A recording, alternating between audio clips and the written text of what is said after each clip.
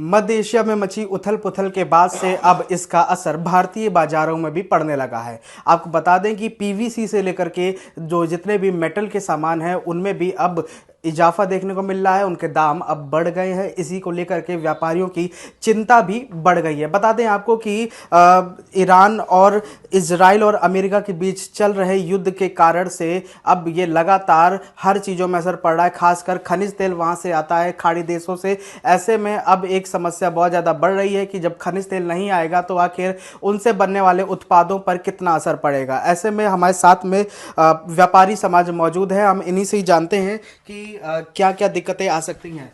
नमस्कार, अमर उजाला में स्वागत है आपका।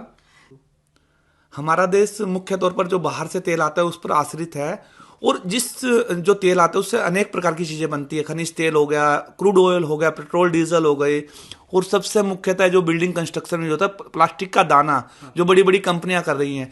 लगभग सभी ऑर्डर्स कैंसिल हो गए हैं विदेशों से। हमारे सारे ऑर्डर्स वहाँ कैंसिल हो गए हैं। अब आने वाले इन 2 दिनों में जो गए हैं दिवाली होली से पहले, लगभग 20 से 22% की दानों में तेजी आ गई है। बड़े बड़े जितने भी हमारे होलसेलर्स थे सबने ऑर्डर देने से मना कर दिया है। तो स्थानीय बाजारों में पाइप में, तिरपाल में, पन्नी में और जितनी भी प्लास्टिक से बनने वाली चीजें हैं, लगभग 20 से 25% उसमें तेज आ गया है। हमारा व्यापार करना बहुत मुश्किल हो गया है कि हम किस प्रकार अपने ऑर्डर जो लिए हुए हैं व्यापारियों को कैसे देंगे। इसमें तो हमें बहुत बड़े घाटे का सामना करना पड़ेगा। अच्छा, एक एग्जाम्पल देके बता दीजिए कि जैसे पहले क्या रेट थे किसी चीज में और अब इस समय क्या रेट है। मूलतः जो हम पीवीसी की बात करें उसमें प्लास्टिक दाना से हर चीज बनती है। जो प्लास्टिक दाना 72 रुपए किलो था, वो दाना आज लगभग 92 रुपए किलो के आसपास है। और एक जो तेल इसमें यूज होता है पीवीसी के अंदर, जो 45 रुपए का लीटर का तेल था, वो 60 रुपए लीटर हो गया है। सबने अपने ऑर्डर कैंसिल कर दिए हैं। ये कब से हुआ है? इन 3-4 दिनों में, जब से युद्ध हुआ उससे 2 दिन के बाद सारा सिस्टम खराब हो गया। बाहर से आने वाला जितना भी माल था वो बंद हो गया है। तो भारतीय मार्केट में सामान की कमी है, पूर्ति हो नहीं रही है, इसलिए रेटों में बहुत ज्यादा इजाफा हो गया है। आप मेटल के बारे में बताए थे कि मेटल के दाम भी बढ़े हुए हैं, खासकर मेटल का अगर हम सरिया की बात करते हैं तो सरिया आज की डेट में करीब 3 से 4 रुपए किलो बढ़ा हुआ है, जिससे कि बेसिकली आज की डेट में 8 से 10% की बढ़ोतरी है। पहले कितना था, इस समय कितना? सरिया की अगर हम पहले बात करें, जैसे हम 20 फरवरी की बात कर लेते हैं। जैसे हम 20 फरवरी को सरिया का रेट जो था 44 से 45 हज़ार रुपये बेसिक था पर टन।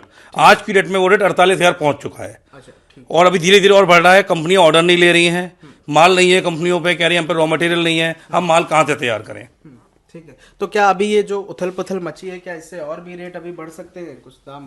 देखो, जिस हिसाब से वैश्विक स्तर पे चीज़ें बदल रही हैं डे टू डे, उसमें रेट का बढ़ना तो तय है। क्योंकि मैं भी एक ऑटो इंडस्ट्री से जुड़ा हुआ हूँ, मैं कार का एक वर्कशॉप चलाता हूँ, तो हमारी इंडस्ट्री पे भी इसका बहुत ज़्यादा इम्पैक्ट आया है। कुछ रीजन मान लो ये युद्ध का तो है ही है, बट कुछ ना कुछ डे टू डे चेंजेस आ ही रहे हैं। अभी क्या 3 से 4 दिन हुए हैं और हमारी ऑटो इंडस्ट्री की सप्लाई को पीछे से होल्ड किया हुआ है, क्योंकि हमारे तो सारे 90% बाहर से ही खरीदारी के पार्ट है। और प्लास्टिक पार्ट ऑटो इंडस्ट्री में लगभग 50% एवब यूज भी होता है। तो हमारे भी मुझे लग रहा है कि इस युद्ध का काफ़ी बड़ा देखने को मिल रहा है चेंजेस। अपने बारे में भी बताइए।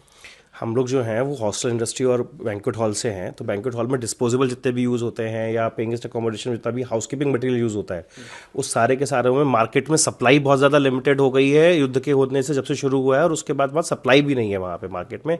रेट बढ़ते चले जा रहे हैं, जिससे कि रोज़मर्रा के ऑपरेशंस में बहुत ज़्यादा इशूज़ आ रहे हैं और आगे वो चीज़ और ज़्यादा खतरनाक स्थिति होती दिख रही है। अच्छा, देखिए अभी क्या है कि लगातार जो है वो दाम बढ़ रहे हैं, लेकिन ऐसे में अगर मान लीजिए कि ये अगर लगातार कुछ और दिन तक युद्ध चला तो आगे की स्थिति घरेलू बाजार में कैसी? हम जैसे ट्रांसपोर्ट लाइन से जुड़े हुए हैं, तो कल को ये डीजल पेट्रोल के दाम बढ़ने के भी चांसेस हैं। सुनने में आ रहा है कि कुछ देशों के पास कुछ समय का ही ऑयल बचा हुआ है, तो उसको सरकार के बारे में उसको सोचना चाहिए कि आगे भविष्य में लेकर उसकी क्या प्लानिंग है। तो आगे जैसे मान लो कि ऐसी स्थिति नहीं बन जाए कि डीजल पेट्रोल खत्म हो जाए और देशों की जैसे मारामारी होगी या लोग स्टॉक करने लगे हैं डीजल पेट्रोल का, ऐसी सिचुएशन अपने भारत देश में भी ना क्रिएट हो जाए।